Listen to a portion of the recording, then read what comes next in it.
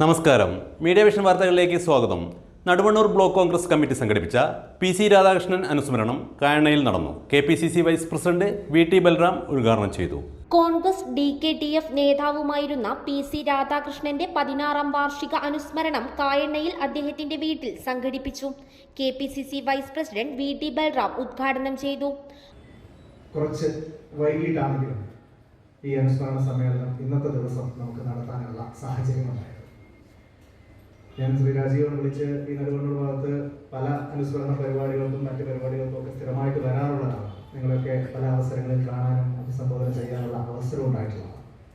പക്ഷെ ഇന്നത്തെ ഈ വേദി എനിക്ക് തോന്നുന്നു വളരെ ഒരു വൈകാരിക അന്തരീക്ഷം നിലനിൽക്കുന്ന വളരെ ഹൃദയസ്പർശിയായ ഒരു ചടങ്ങായിട്ട് ഇതിനെ മാറ്റുന്നുണ്ട്.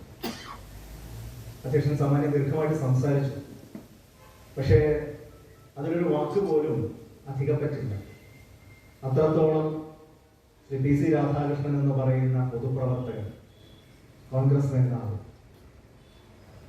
അദ്ദേഹം ഈ നാടിനും അദ്ദേഹത്തെ Balussery block committee president K. Rajeevan ചടങ്ങിൽ അധ്യക്ഷത വഹിച്ചു. കെ. രാമചന്ദ്രൻ അനുസ്മരണ പ്രഭാഷണം നടത്തി. രമേശ് കാവിൽ, K.M. ഉമ്മർ, ഐപ്പ് വടക്കേത്തടം, ടി. ഗണേഷ് ബാബു, കാവിൽ P. Madhavan, P. Muraleedharan, Augustine Karakkada, K.C. Basheer എന്നിവർ ആശംസകൾ അർപ്പിച്ച് സംസാരിച്ചു. P. ശ്രീധരൻ സ്വാഗതം പറഞ്ഞ ചടങ്ങിന് P.C. ബഷീർ നന്ദി പറഞ്ഞു. News bureau, media vision.